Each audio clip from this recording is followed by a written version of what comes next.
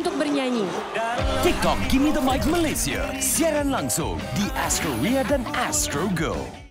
5 lelaki penghantar makanan didakwa di Mahkamah Majistret Bangi atas tuduhan membunuh seorang pemandu kereta lelaki dalam satu kejadian. 4 sungai di sekitar kawasan perindustrian Pasir Gudang di Johor termasuk Sungai Kim Kim didapati tercemar dan berada pada tahap yang membimbangkan. Kerajaan sudah mulakan inisiatif untuk menggantikan kenderaan operasinya kepada kenderaan elektrik EV dalam skala kecil terlebih dahulu.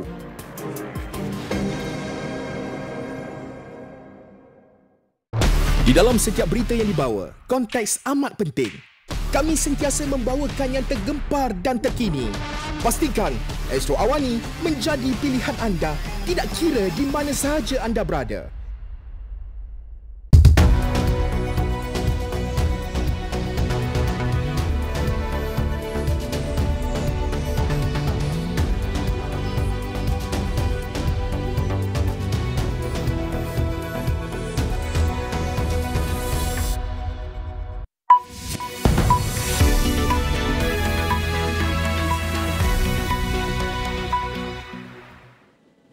Good evening, you're watching AWANI Tonight with me, Farhana Sheikh.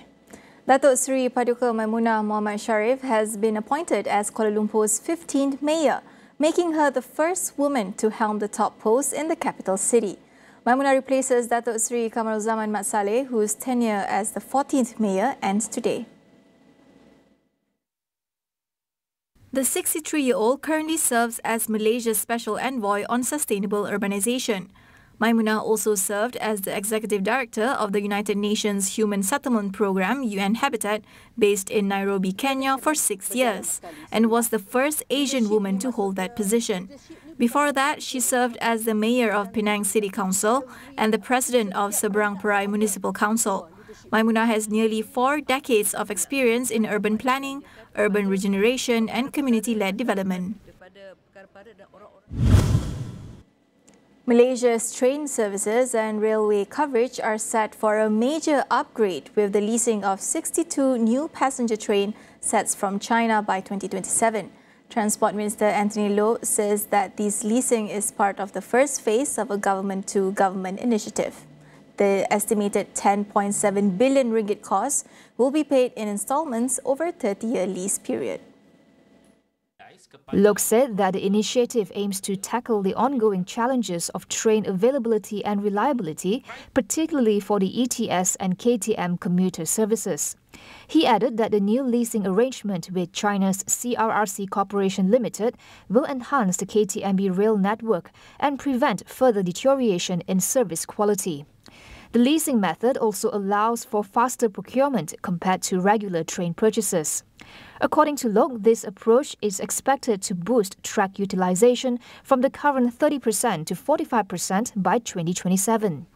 Meanwhile, Economy Minister Rafizi Ramli highlighted that 70% of the total passenger rail capacity in Peninsular Malaysia is currently underutilized, with only 68 passenger trains operating across the country. Meanwhile, the government is drafting a law to impose fines on men who trespass on pink coaches reserved for women passengers on public transport. Transport Minister Anthony Loh says commuter service operators KTMB and MRT were asked to step up monitoring at women-only coaches.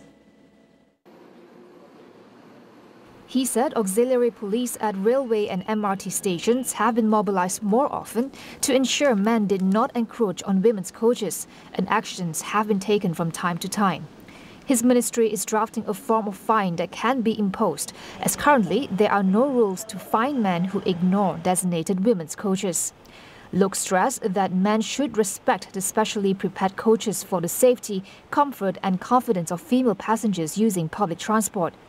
Female coaches are frequently breached by male passengers, with some cases of molesting and arguments between male and female passengers.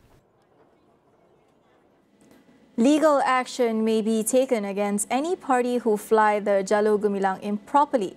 Communications Minister Fahmi Fazil made the comment after an association in Perak were caught displaying the flag upside down.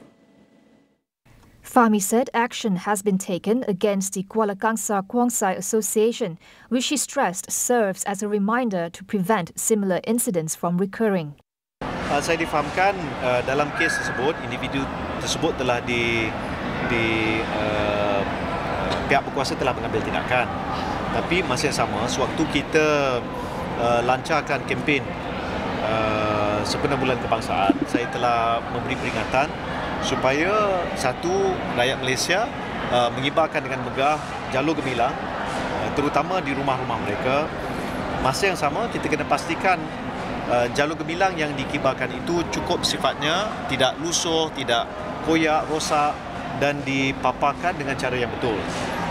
Fahmi added detailed information on how to display the flag can be obtained from the Department of Information. Malaysia is ready to help and support Bangladesh's interim government in rebuilding and restoring peace and security.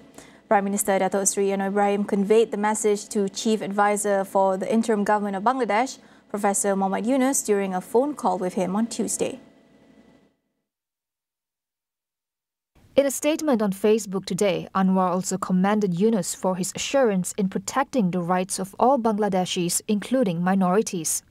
Anwar said that Yunus has long-standing good ties with Malaysia and that he has also invited Anwar for a short visit to Bangladesh soon to further strengthen the relationship between the two countries. Yunus, a Nobel Peace Prize laureate, was named Bangladesh's interim leader on August 8th following weeks of students' protests against former Prime Minister Sheikh Hasina, which led to the downfall of her government. We will go for a quick break. Don't go anywhere.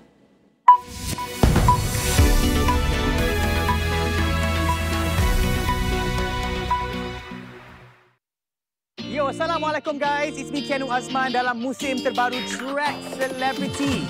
Ada semacam kita dah throwback ke tahun 2014, 15, 16. Mungkin dah heartbreak ke? Nak cakap pasal heartbreak? Nak cakap pasal perempuan cantik, ramai je kat luar sana. This is the fasa yang saya tengah discover lah. Kena belajar angle, there's mathematics. I saw that in her. I can't live without. Allah. Track Celebrity musim baru di Astro Ria dan Astro Go.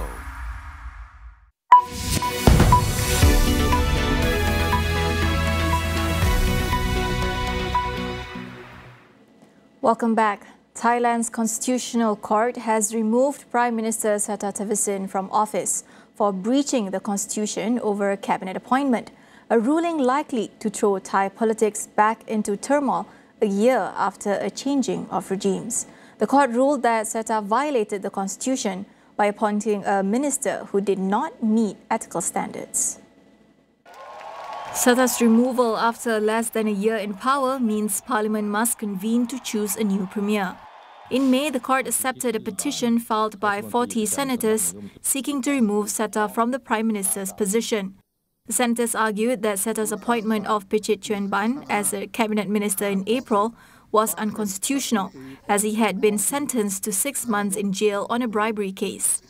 Real estate tycoon Srettha becomes the 4th Thai premier in 16 years to be removed by verdicts by the same court. The verdict also comes a week after the same court dissolved the country's Popular Progressive Move Forward party, which won the most seats in last year's election, and banned its leaders from politics for 10 years. Meanwhile, Japan's Prime Minister Fumio Kishida has announced he will step down next month as he faces growing public dissatisfaction with political scandals and the rising cost of living. The ruling Liberal Democratic Party will hold a contest in September to elect a new party president who will also become Japan's next Prime Minister. Kishida, who has been in office since 2021, has faced declining support amid revelations about the LDP's connections with the controversial Unification Church and unrecorded political donations from party fundraising events. His approval rating dropped to 15.5% last month, the lowest for a Japanese prime minister in over a decade. At a press conference announcing his resignation, Kishida said that the upcoming election must demonstrate to the public that the LDP is committed to change. The controversy surrounding the LDP has unfolded as Japanese households grapple with food prices rising at the fastest rate in nearly 50 years. In November last year, Kishida announced a stimulus package worth more than $100 billion as he tried to ease the pressure from inflation and rescue his premiership. However, this measure did little to improve his popularity. Over to updates in Gaza. Hamas says it will not take part in the new round of ceasefire talks slated for tomorrow in Doha, Qatar.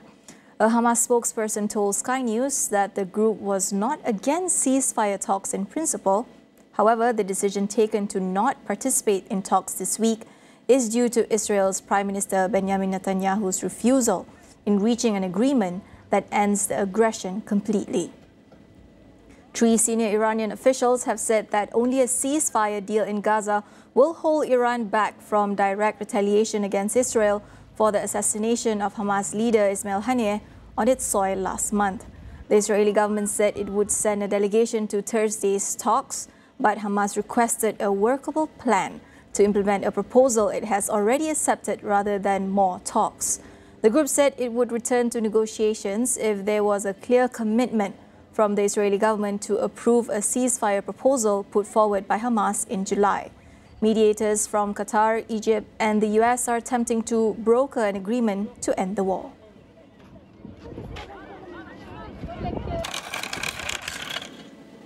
Over in New Zealand, police are urgently working to track down sweets containing potentially lethal levels of methamphetamine that were unknowingly distributed by a charity. According to the Auckland City Mission, up to 400 people may have received the contaminated sweets as part of food parcels. 3 people were treated in hospital after consuming them, New Zealand authorities said, but were later discharged. The charity stated that the sweets were donated anonymously by a member of the public in a sealed retail package sometime in the past 6 weeks, and they were unaware that the sweets contained methamphetamine when they distributed them. The New Zealand Drug Foundation reported that the amount of methamphetamine in each candy was up to 300 times the usual dose and could be lethal.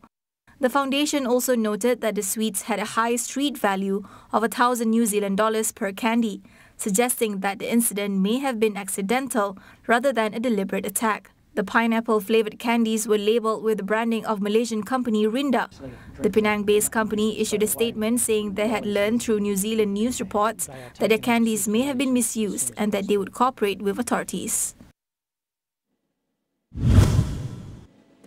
The situation in northern Myanmar's Rakhine State is dire, with hundreds of innocent civilians, mostly Rohingya Muslims, losing their lives amid intense fighting. Lilian Fan from Asia Pacific Refuge Rights Network calls for urgent action by the Malaysian government and the international community to protect civilians under siege. What's happening there is that the civilians, and particularly Rohingya civilians, have nowhere to go to when they're caught in the middle of this fighting. And there's been indiscriminate attacks by both sides of the armed parties on civilians, and very little distinction between combatants and civilians. So we actually saw hundreds of Rohingya who were trying to cross the Naf River to seek safety in Bangladesh, actually, drowning, getting killed, getting pursued by drones, military drones, and it was really devastating. So there was a massacre that took place, which was caught in a video, but there have been a lot more incidents of atrocities that have been happening as well, which have not been caught on video. And that's just the tip of the iceberg. She says it is fundamental for Malaysia to push for adequate humanitarian aid into affected areas through border countries. So the international community has a really important role to play. And I think that one of the most important things that we have to be doing now is to actually engage the new interim government of Bangladesh to actually try to negotiate with them on seeing if, number one, there's a way to get humanitarian aid across the border, to do some cross-border aid. And this should be done currently now as a matter of urgency, but also it should be done when we take up the chairmanship of ASEAN next year. Obviously, within ASEAN, there is the 5-point consensus, which the ASEAN leaders agreed to. What Malaysia should be doing is to push further on those 5 points, and particularly, the point on humanitarian aid. Currently, it's only being done through the AHA Center, which is the ASEAN Humanitarian the Center for Humanitarian Assistance, but that's not adequate. It's not reaching people in conflict areas. It's definitely not reaching anybody in Rakhine State. And the people in Rakhine currently are facing famine. They're facing literally, an absolute lack of humanitarian assistance, not just in northern Rakhine, but in lots of the other areas of Rakhine as well. And there has to be a push for looking at alternative or complementary ways of getting aid inside to Myanmar, through all the borders, actually, through Thailand, through India, and through Bangladesh. That wraps up AWANI tonight. I'm Farhana Sheikh. Thank you for watching.